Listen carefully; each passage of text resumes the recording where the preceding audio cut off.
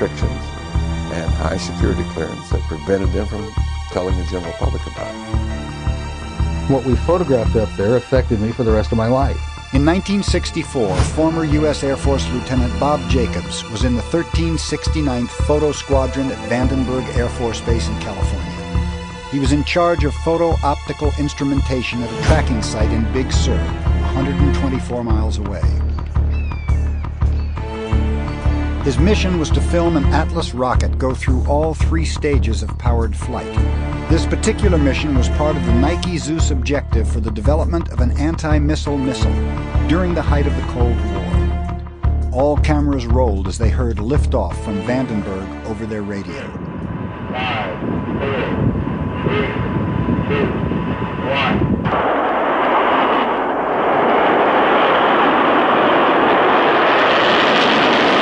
We were looking down southwest,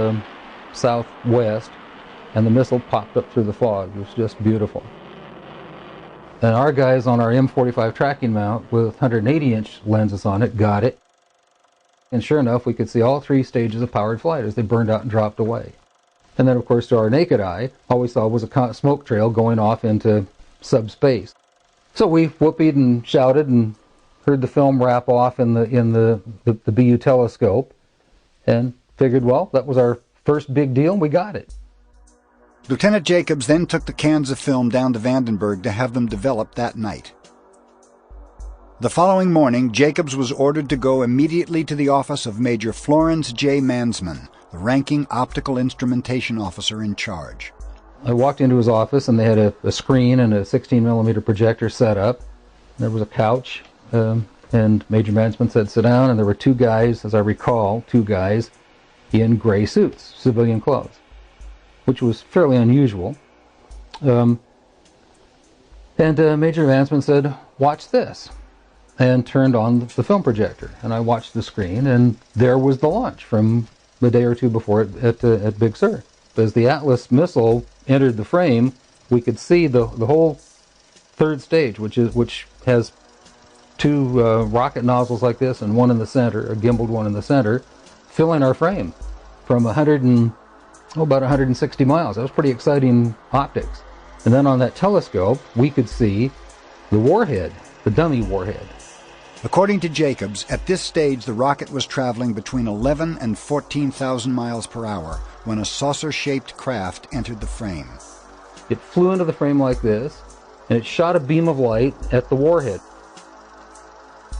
Now, remember, all this stuff is flying at several thousand miles an hour. So this thing fires a beam of light at the warhead, hits it, fires another beam of light, and then flies out the way it came in. And the warhead tumbles out of space. Now, when the lights came on, Major Mansman turned around and looked at me and said, were you guys screwing around up there? And I said, no, sir. And he said, what was that? And I said, it looks to me like we got a UFO. Nearly 2 decades later, several letters written by Major Florence J. Mansman were obtained. In one dated March 8, 1983, Major Mansman corroborated Lieutenant Jacobs' story. In the film, the assumption was at that time extraterrestrial. Details would be sketchy and from memory. The shape was classic disc. The center seemed to be a raised bubble. Now, Major Mansman said to me, after some discussion about it, he said, you are never to speak of this again. As far as you're concerned, this never happened. In another letter, Major Mansman describes how 2 agents took the footage. They did not sign out for all the footage, but took out that part that showed the encounter and returned the rest of the film as a complete package. The one agent stated as he handed me back the film, that leaves you off the hook, but not off any disclosure. Understood? Naturally, my answer was, yes, sir. Major Mansman never saw it again, and as far as I'm concerned, nobody else ever saw it again. Certainly not at Vandenberg. I'm certain that it left Vandenberg and went somewhere else.